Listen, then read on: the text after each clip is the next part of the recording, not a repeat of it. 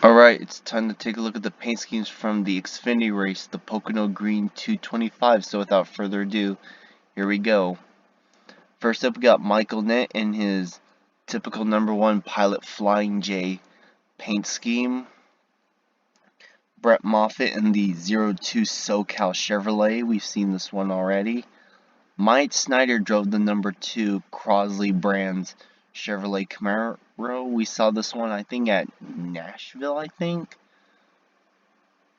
Yeah, I think it was Nashville. It's got mostly red and the black. There's like a dark gray patch here, and that's pretty much it. I mean, I do like the simplicity, but I think they could have added more. Actually, you know what? This is just fine the way it is. Why should I bother? Joe Graff Jr. drove the 07 G-Coin Chevrolet Camaro. Justin Allgaier drove the #7 Hellman's Make Taste Not Waste Chevrolet. That was, wow. You know, I gotta tell you, Hellman's, they never disappoint with their paint schemes.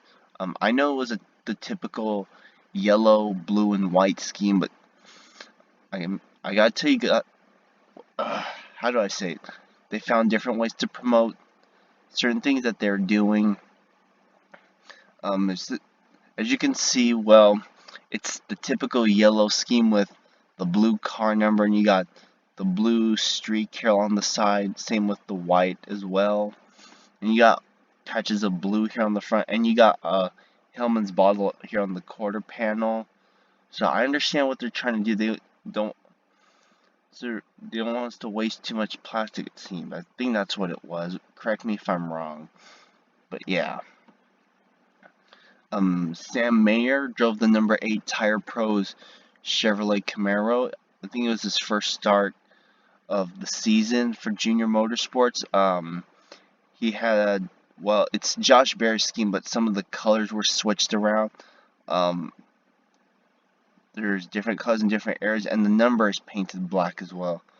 I'll have to look at Josh Berry's Tire Pro scheme again to help me remember, because sometimes I'm very forgetful. Noah Gregson in his typical Black Rifle Coffee Company Bass Pro Shop scheme. I keep seeing these lines in between. They're like panels. I'm not trying to make a big deal of it. I'm just saying that I just see them a lot. Anyhow, here's Daniel Hemrick's Poppy Bank scheme. Brandon Jones drove the #19 Pelonis Menards Toyota Supra. I swear they need to do more Brandon Jones diecast. We don't see them a lot.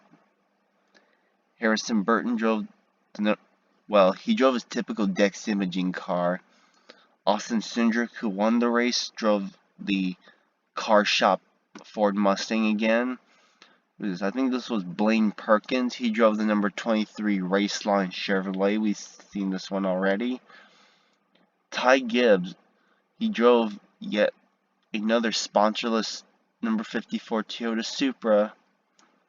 Austin Hill, it was his first start of the year, I think, and he did get a top 10 in the #61 Toyota Supra. This one's definitely got a patriotic look to it. It's got the wings of an eagle here along the side, along with bits of the American flag. Okay, it goes along the bottom, and you got the stars as well. Well, the rest of the car, well, you got dark blue here on the top and light blue here on the side, while you got, of course, the American flag and the eagle wings here along the side. And the red car numbers looks interesting as well. Not sure if they're going to paint the wheels, but I think black is just fine with me, not going to bother. But yeah, that's pretty much all I have to say about this one. I like it though.